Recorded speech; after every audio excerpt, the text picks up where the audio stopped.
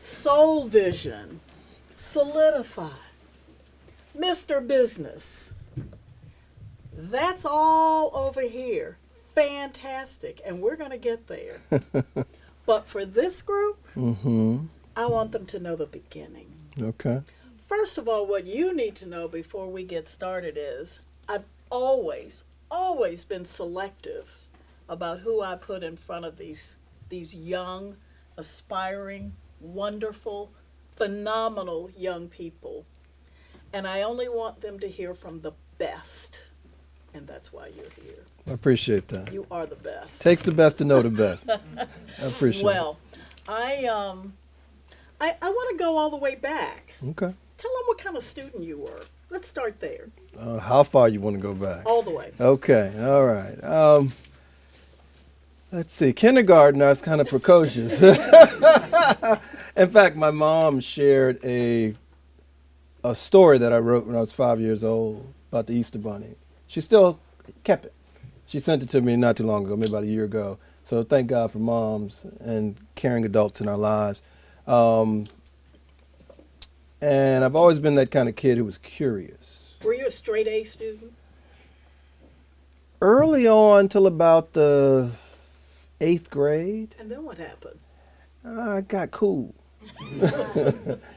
And started doing a little martial arts, a little sports, and I would do enough in school to get by. That worked because I was fairly intelligent. But when I went to BJ, for the record, you are not fairly intelligent. You are scary smart. So let's start there. Sometimes the grade you get in school doesn't necessarily That is true. correlate to how smart you are. well, that's true. That's you are true. one scary, smart human being. Well, I appreciate that. So the tactics I used in elementary and middle school and high school weren't quite working at Virginia Tech, where I was in engineering school. And so my first few years were horrible. In fact, I was flunking out. See, I think that's important for them to know, because when we get over here to this part of the story, I want them to know that part of the story. Absolutely. And I don't mind sharing it. I was failing out. I was spending too much time playing ball, chasing women, and sleeping. And then when I remembered where my class was and the time it was to be held, I would try to get there and use my talents to get me through, get by. And so I started getting these notes from the registrar's office that said, you better do something or you're going to have to go. And I took as much pottery, advanced pottery, and extremely advanced pottery to try to improve my grade point average. And it wasn't working out so well, so I decided that I would leave Virginia Tech. And so I went to the library to plan my escape. And that's where I came across the E185.5 section of the Dewey Decimal System. Now in hindsight, I feel like it was God directing me, and it was a bit of divine serendipity. We know it was. We know it was. And so what happens, what divine serendipity means is when God puts you in proximity with the people you need to meet or work with to give love a chance. And I got in there and started reading about Lewis Latimer and his contribution to the light bulb. I read about Granville T. Woods and how he created and patented the electric third rail. Sold the patent to General Electric in 1901. So I'm like, wow, I didn't know these things. I belong here. I can be an engineer. I can be whatever I want to be. And so fast forward, I started going to class, got to know my professors. It's an amazing thing that happens when you read the books, go to class prepared. Your grades improve substantially. And so I made the dean's list every year, every semester after that, and then was actually invited to the board of Virginia Tech. So they flew me in a jet to be on the board of Virginia Tech for the time I was on. And so the reading that history, So and those, history played an important role. a tremendous part of it, and not just history writ large, general. It was specifically lessons about achievement and accomplishment and contributions. of people of color, black people, thank or you. people that look like me. And because that was critically important, because you go into these environments, and if you believe all the indoctrination of propaganda that we get, people like us don't do stuff, don't invent stuff, don't create stuff. But that's nonsense. That's right. We've contributed from the very beginnings. The other thing, the idea, all this black-white stuff, what you find out when you start reading history is that, so yesterday's abolitionist is today's progressive or today's leader. There's always been people working together trying to lift up and elevate the kids in the culture. Mm-hmm. And so, but you've got to learn to be a critical thinker so that you can sift through the nonsense for the nuggets. And as I started to pull those nuggets, my brain went from taking in information at the little end of the funnel to taking in information at the big end of the funnel. And a whole new world opened up. And I not only articulated that I could be whatever I wanted to be, I believed that I could be whatever I wanted to be. So I sat down and had the audacity to write a 50-year plan.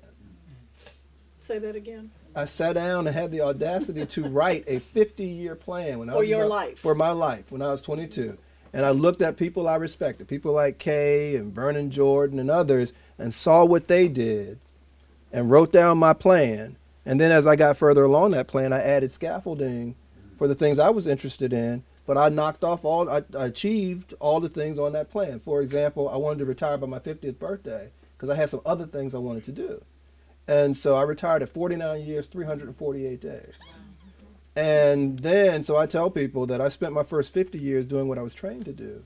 And now I get to spend the rest of my life doing what God made me to do. And that's to tell these stories and to be of service. Go quickly through that first 50 years.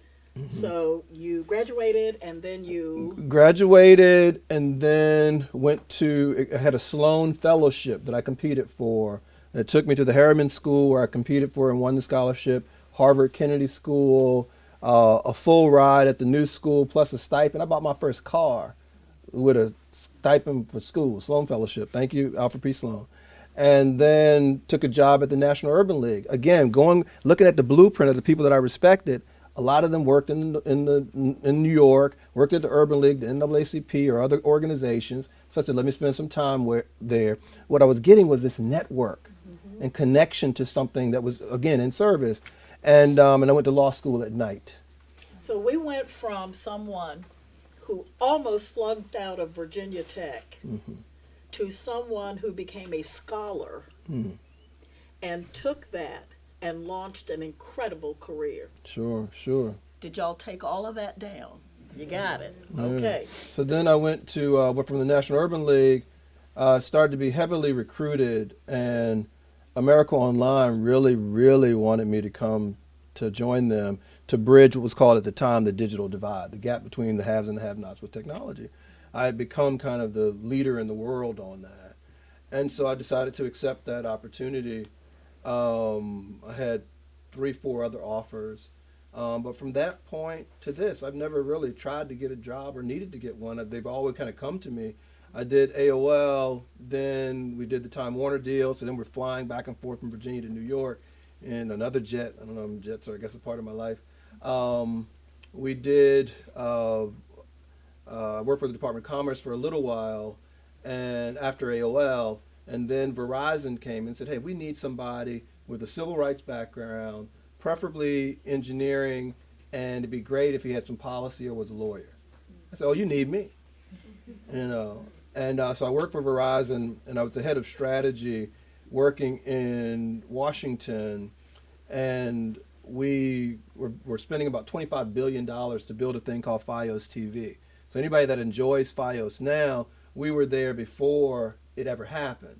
And the problem was the competitors were saying we were going to deploy the service in a racist way. We were redlining. It wasn't true, but their strategy was we're going to force them to tell us where they're coming, and we'll lock people into 2-year contracts so that their service will be DOA when it gets to XYZ communities.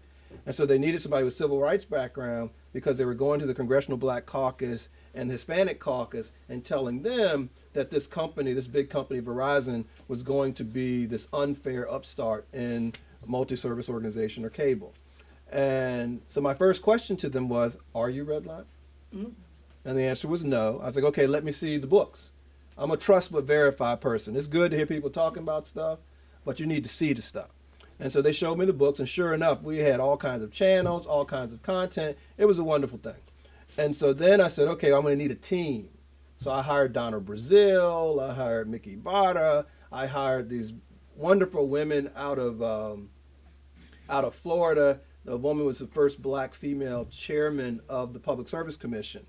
And she had these 5 sisters. I called them my Charlie's Angels. They were all drop dead gorgeous, and they would go into the halls of Congress. They could get any meeting they wanted to get, So it's a fascinating thing. But they were also super smart, and so we had a campaign. One of the interesting things, a part of that campaign, just as a little aside, we invited Eva Longoria to speak to the Hispanic caucus leaders.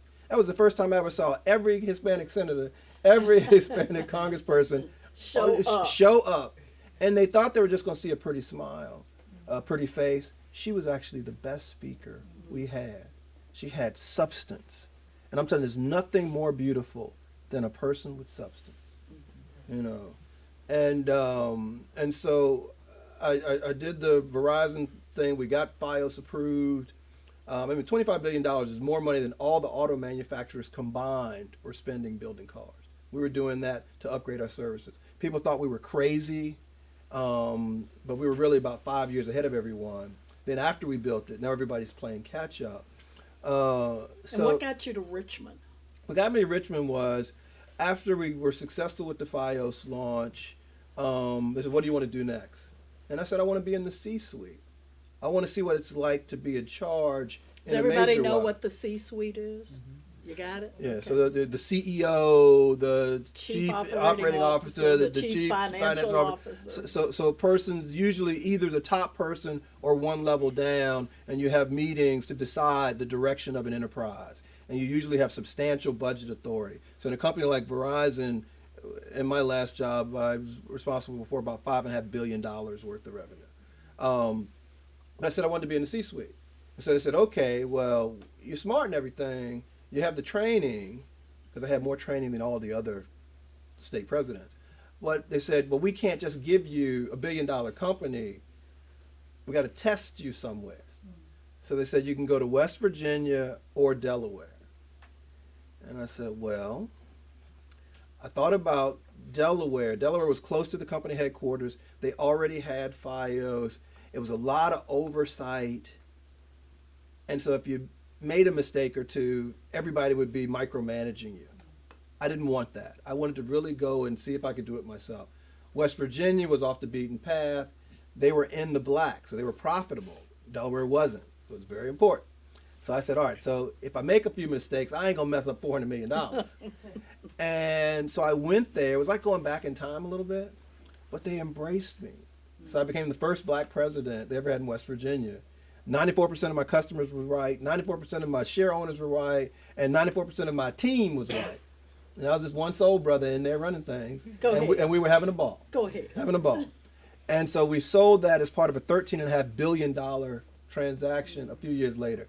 So I was on Senator Rockefeller's board. The governor, now senator, is a personal friend. His lawyer was my lawyer. And we just had a time of it. So we made that happen, launched the first wireless stores for Verizon in West Virginia. So now it's like, BK, you did a great job. Grand Slam, World Series, you won. Shout out to Washington. So where would you like to go now? I said, there's no place like home. I want Virginia.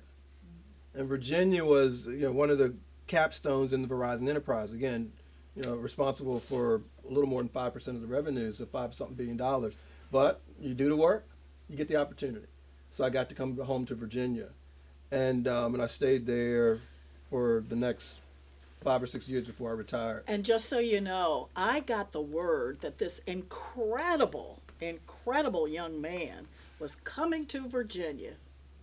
And I said, I got to know him. He's coming to my hometown. He's coming to Richmond. So I think I invited you to dinner, didn't I? You did. It was invited delicious. You to dinner. And then I'm going to tell the story, the most significant and important thing that happened.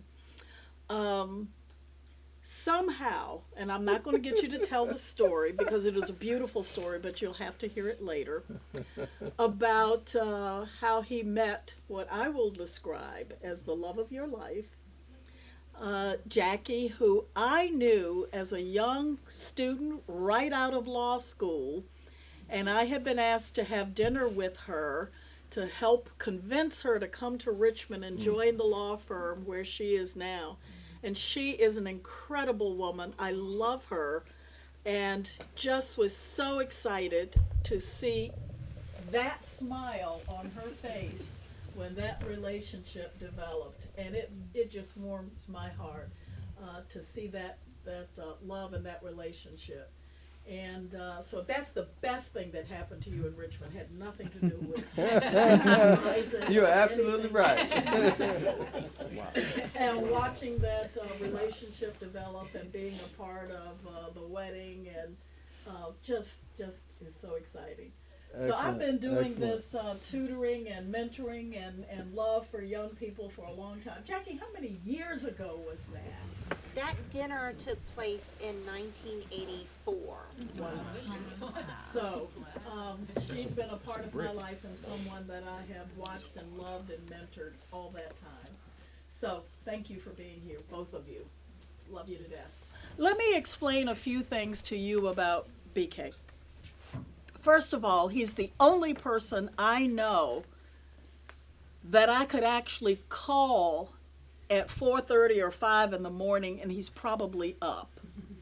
So we have texted that early in the morning because people who are type A personalities that like to get a lot done, like us, get up early. He is, in terms of creativity, energy, I've never seen anything like it. And so I'm trying to figure out how to get it all in so that they will have an idea of the breadth of your enterprises right now. And I mean, this is the kind of brother that says, when he is waking up this morning, so which car do you think I ought to take down to Gloucester today? Which one did you bring? The black one. You are so full of it. So, can you just, what I want you to do is just sort of list so we can go back and talk about the various enterprises. Okay. So let's start with the one that warms my heart the most. Tell us about Mr. Business. Wow. All right. Well, I'm happy to do that. And thank you for all those compliments. My bride is the love of my life. One of the things that the Bible says is it's important to be equally yoked. And so finding a person with whom you're equally yoked is a huge blessing because we work together in a way that feels easy, feels natural, that we lift each other, we complete each other. And that is helpful, especially when you're going out into this world that often may not tell you that you can be whatever you are aspiring to be, whoever you are becoming. And so some of the most important words you will ever hear are the words you tell yourself. And then other important words are the words that you hear from that person that you love and is the closest to you.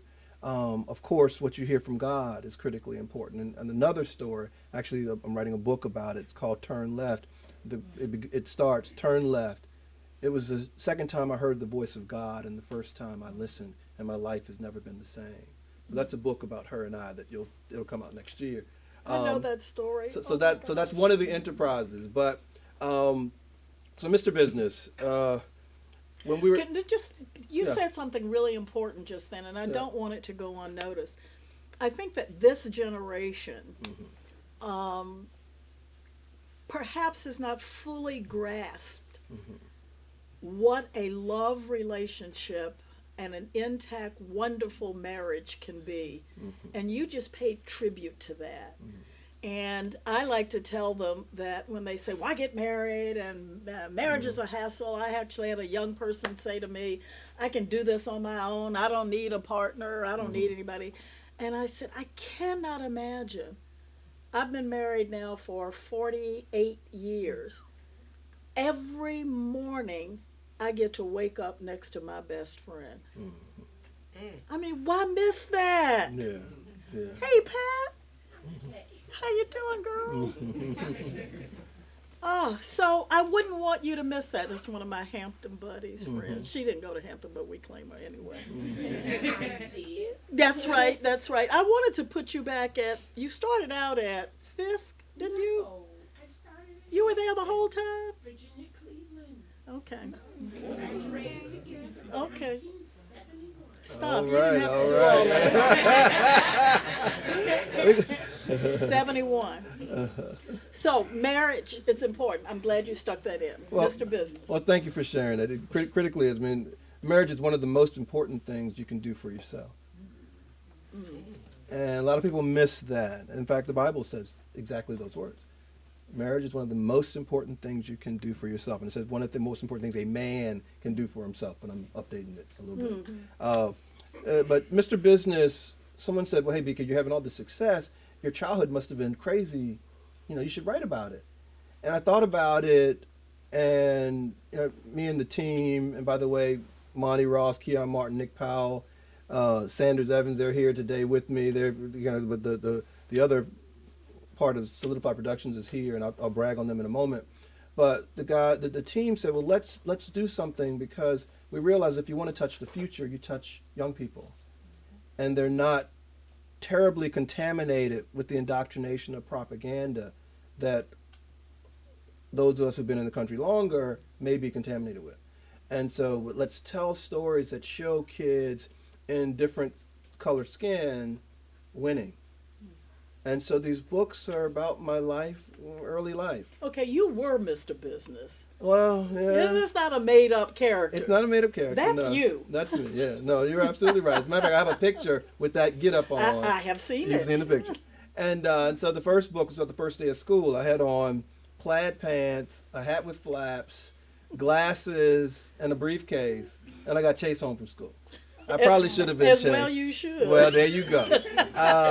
But that guy is one of my best friends to this day. So you turn your enemies into your friends. He was a big old joker, so he was like my security.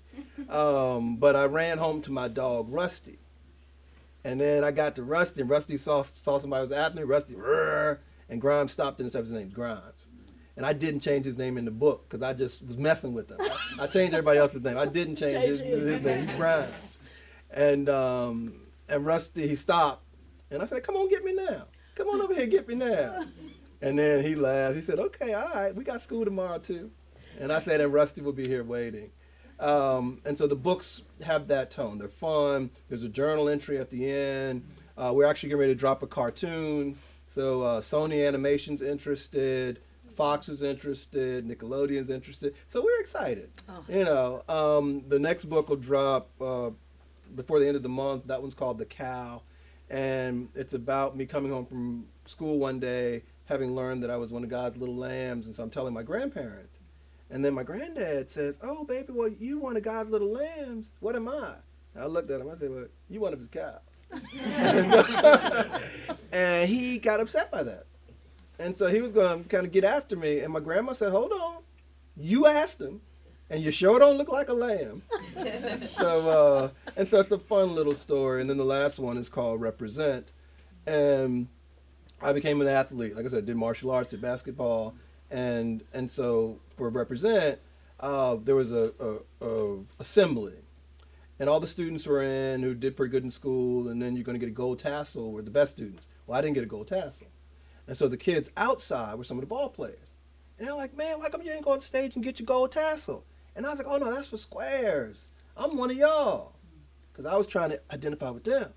And they're like, no, we wanted you to represent us on the stage. And then I realized, wow, all this time I've been suppressing my gifts, trying to fit in. And they really wanted to be where I was. And they wanted to see you Succeed. So that athletes wouldn't be labeled dumb. And so it's an important lesson about not suppressing your gifts, not stopping to be like someone else. You have to be, and only you can be, the authentic you. There's something here that God puts you here to do that only you are here to do. And if you do not do it, it will not get done. Some people say to me, BK, you're retired. You have your beautiful family, your loving wife. You know, you could do whatever you want to do. Why are you up at 4:30 in the morning? Why are you pushing so hard? These brothers will tell you, I send emails and we get on conference calls sometimes early in the morning. And I tell them, I work while you sleep so I can live like you dream. Okay. And then they begin to get it. But there's always a few hard knocks in the room. That's all right. I don't ever see you in the club. And I'm like, and that's all right. I don't ever see you at the bank.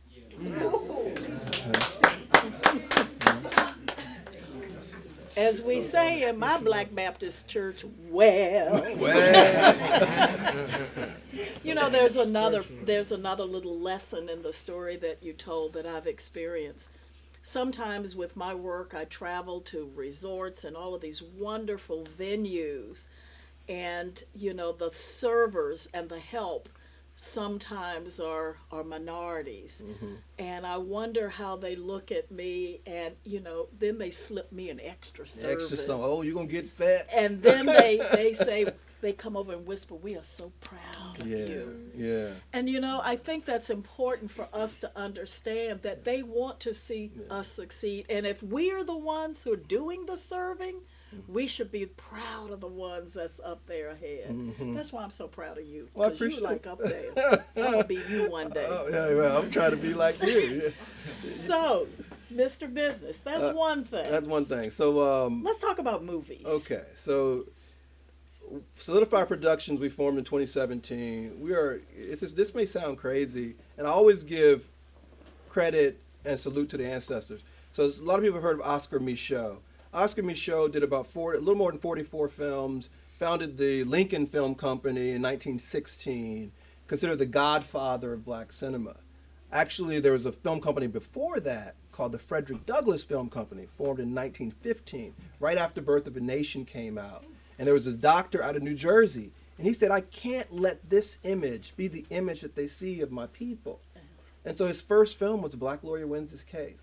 He did one of the best documentaries ever on soldiers, African American soldiers fighting in the war. And so what we realized was that there's this tradition of storytelling that goes back for as long as we've been able to tell stories. And we've tried to get the competing narratives out there. What I saw happening was, and I'll concede that every story has a right to be told, but what I find too often is that the negative parts of our story is what makes the big screen. So you see umpteen enslavement films. You see domestic violence. You see Pookie got shot. How many times do we have to see Pookie get shot? Poor Pookie, you know. But I said, okay, so somebody else can make those movies. We're going to make movies from an achievement narrative. We're going to look through a different lens. If reading about history and culture and contributions can turn my life on fire, then if I can put them in cinema, if I can put them with great music and great acting, then maybe I can ignite a fire in the multitudes. And not just kids of color. Everybody. Because at the end of the day, we're all really cousins anyway. We're the same people or descendants of, Lucy, sharing the same rock. How did you wake up one morning and just decide, I'm going to make movies? Because I believed that I could do whatever I wanted to do. And I thought about it. I said, okay, what's the best way to reach young folk? And I thought about church. And I said, but we don't use church like we used to and attend in the numbers we used to go in. What's popular with the young people? Movies. And it's social media. We're in a celebrity culture. And these stars are often movie stars, the ones with the big followings. So I said, wow, well, maybe I can influence the influencers. And I said, okay, well, how do you influence the influencers? You spend a little money, you write a script, you make a movie. And so that's what we started doing. And we had the examples of these other folk who showed that they could do it in their time. So what I tell people when I speak to audiences is, it's our obligation to use the tools of our times. And today, cinema, like we have this camera set up here, this thing would have cost, several $100,000 40 years ago. Today it doesn't. Today we can pack it up, throw it in a car, and bring it up here to the Gloucester Institute. And so I had these tools accessible to me. And we realized that not only do we want to make the movies, so we're the first independent production company in the history of cinema to do 4 films in our first year. We already done got our 5th one that Lionsgate picked up. So we have a film that will drop on the 19th, Love.com, The Social Experiment, on Blu-ray and video on demand everywhere. So your cable service, Vudu, Redbox, wherever you go, Love.com, Social Experiment, our movie pops up. Has Lisa Ray in it, Kim Whitley, Tobias Trevelyan, Brave Williams, Raheem Devon. And your wife. My wife and I are in it. Then we have a story on Bass Reeves dropping on the 13th of January. Of December. Lionsgate, so it'll be select theaters, Blu-ray and video on demand. And then we have Unity Ride, world premiering in Richmond on the 16th of January. And that's about two friends, one conservative, one not, one black, one white, deciding that they want to travel the Underground Railroad together on bicycle from New Orleans all the way to Canada.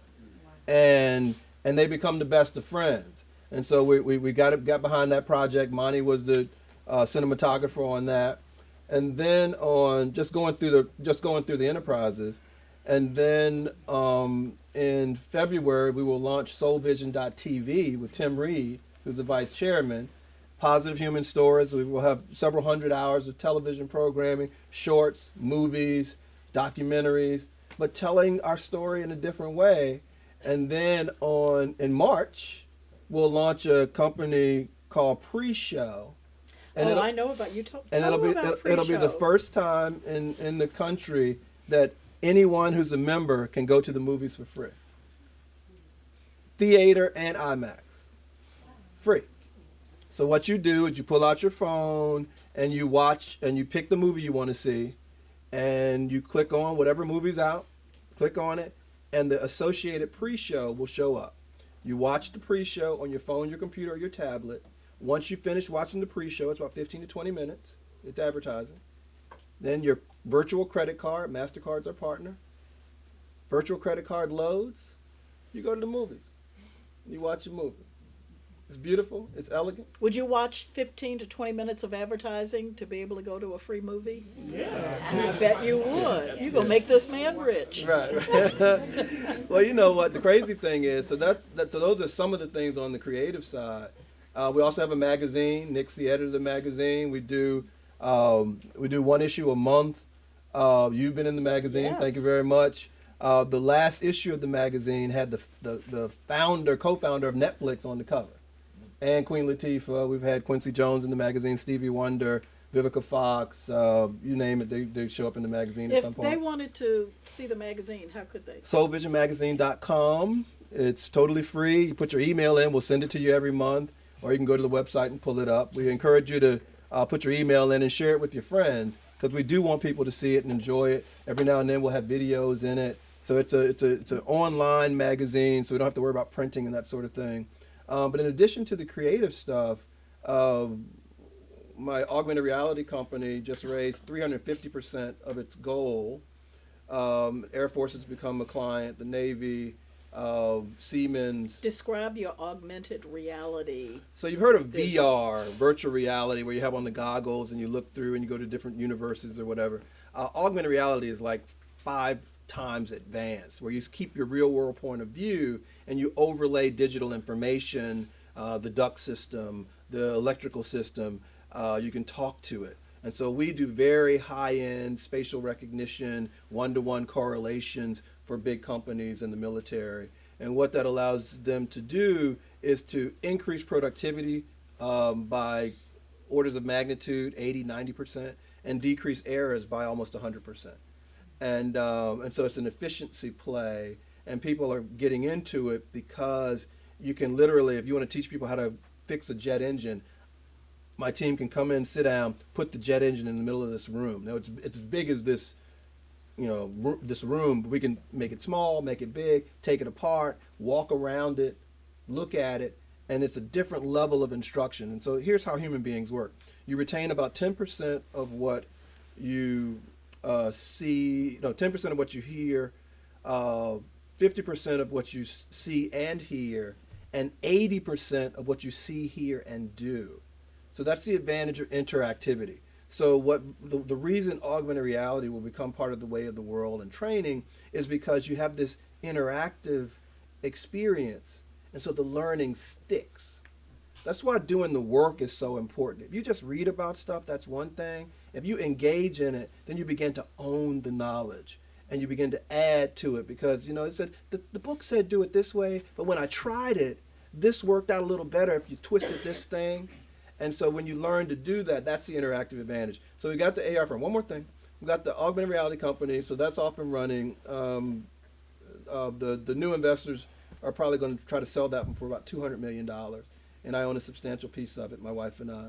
But the one that's really going to change the thing and get us to make some changes here at Gloucester Institute is called encrypted sensors. So I'm the chairman of encrypted sensors and encrypted grid. So this is going to sound high tech. I'm going to try to make it more layman's term. You can say dumb it down. Well, It's okay. we have the only method patent in the United States for variable language encryption at the machine level. So that means zeros and ones level. Real time, it's 10 to the 512 level encryption. So it's the most powerful cybersecurity in the world. And we're just going to license the patents. We have 4 patents now. And we will license the patents to companies like Lockheed Martin and then take a piece of what they do with the patents. And that's going to be the fun thing outside of the creative space. But again, you process, and part of why I do all these different things is to show people that you're capable of anything. And really, it's true. Like, here's an example. So Raheem Devon gave us all the music for our movie. Raheem Devon's not a lawyer. He's an entertainer. I love him. But he didn't have the rights to put the films, the music in all of our films. So we had to hire somebody from California to come in and write original score.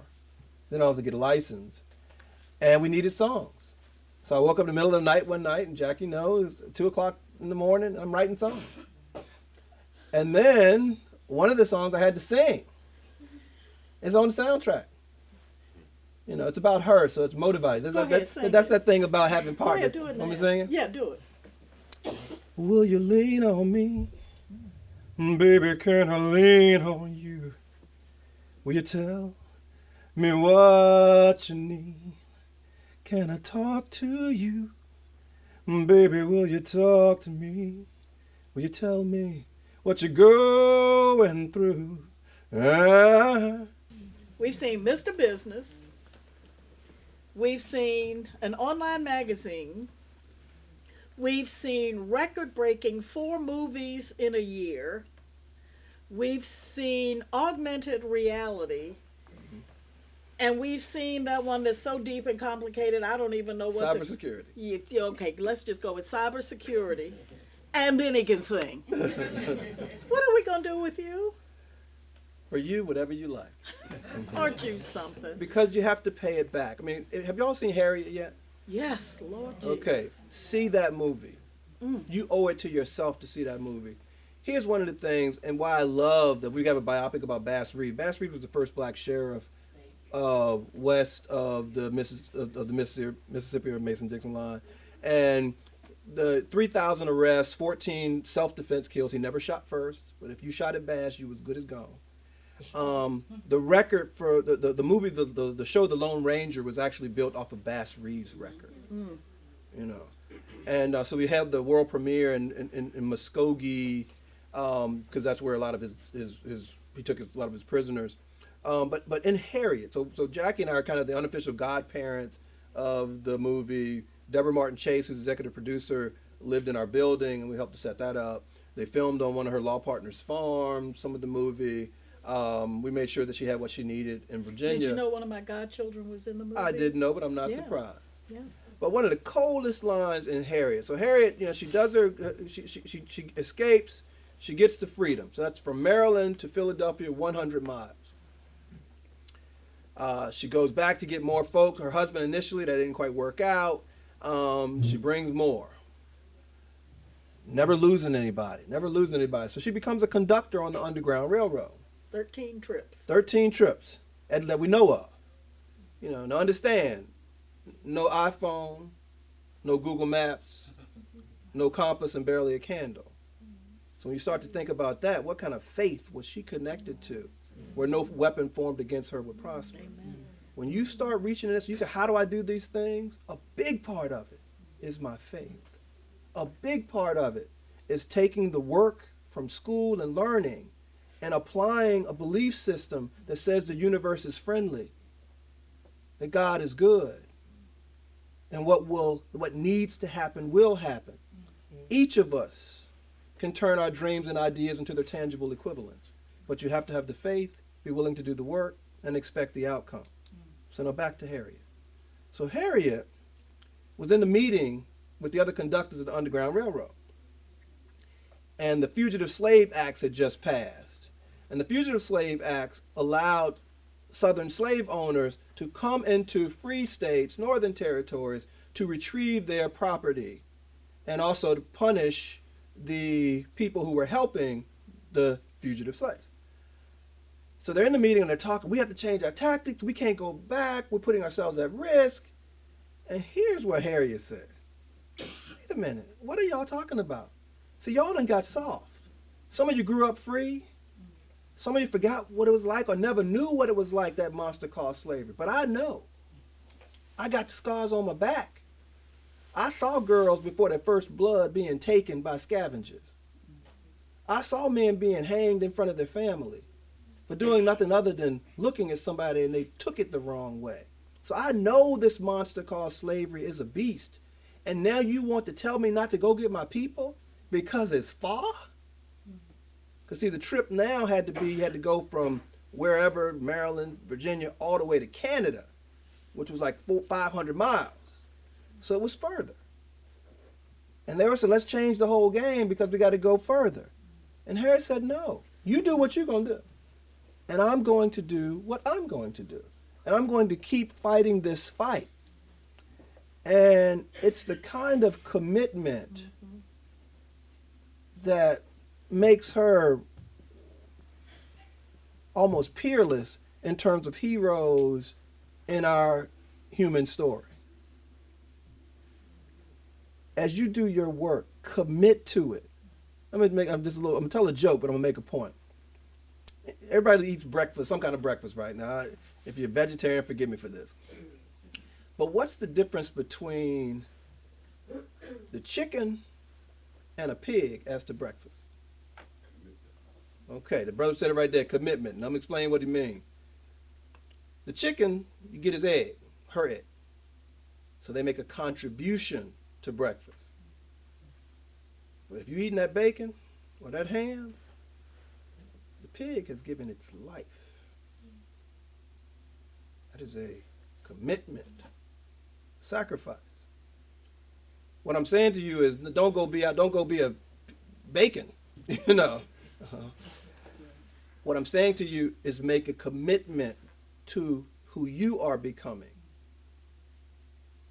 You are the captain of your best life. I am not telling you that getting to your best life is going to be easy. What I am telling you is it is going to be worth it.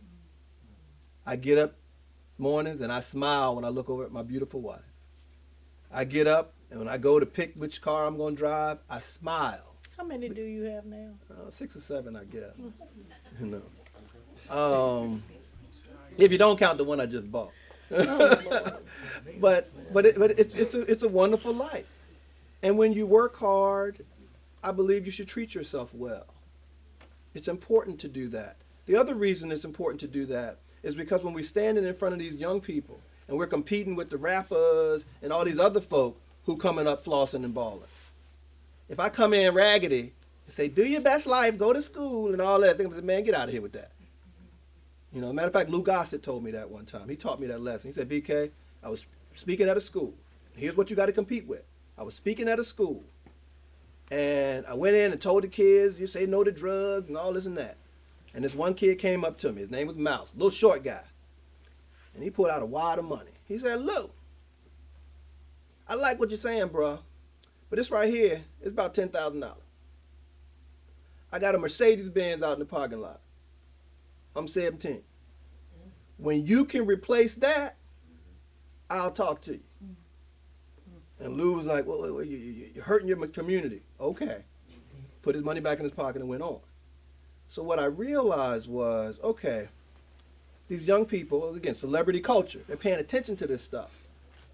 All right. So some of the cars are, when I go to do talks like at some colleges, I'll drive the Bentley or something like that and park right where they can see it on purpose. Because then, so when they see that, I have their attention. And then they open their mind for the lessons that I'm going to impart, including how not to pay full price for any of these cars. You know what I'm saying? Because that's the real deal. I buy these things, I pay less for my cars than most folk pay for the typical car they get. And when I tell them they did it, I'm like, how do you do that? You learn to negotiate. That's what the education part is for. You know? But so it becomes a prop for a purpose. Because we all have to prepare our young people for their purpose. And it starts with being the best version of you and having yourself together so you can be of service to others. Harriet Tubman says something, the last thing, I'm going to come back. Go see the movie. I'm going to go see it again. We've seen it about 2 or 3 times now. But on her deathbed, you know her words were on her deathbed? I go to prepare a place for you. Those were her words on her deathbed. Because it's the importance of service. I met my wife not at the club, not booty shaking, not trying to get my sip on, any of that stuff. I met her volunteering, trying to help kids like you to get money for school. That's where I met my wife.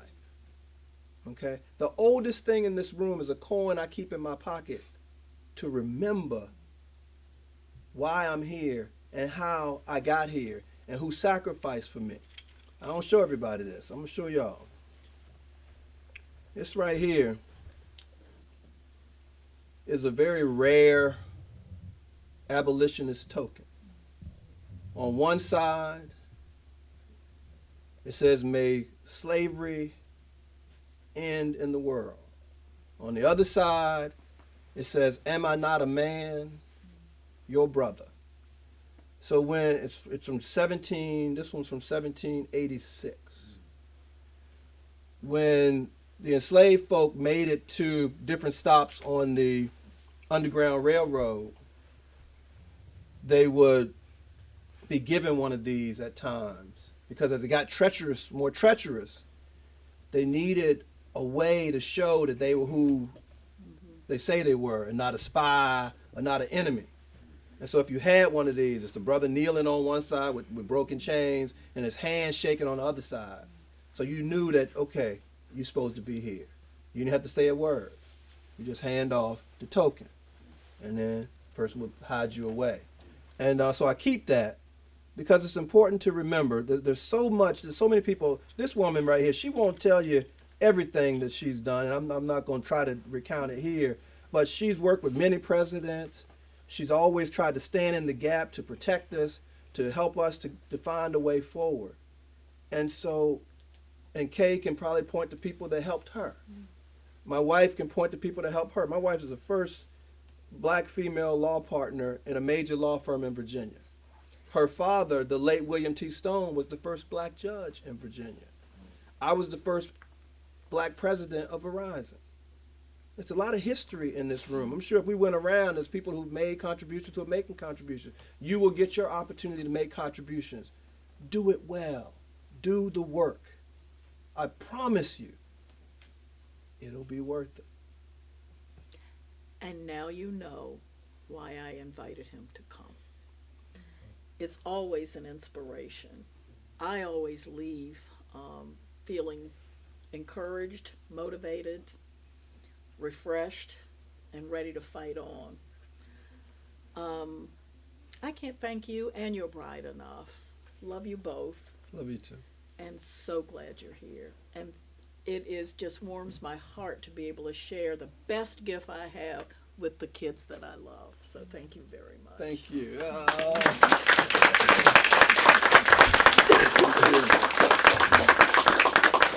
You probably heard about 1/3 the story.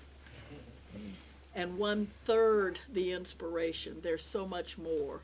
So take advantage of the time that you have over dinner to spend some time.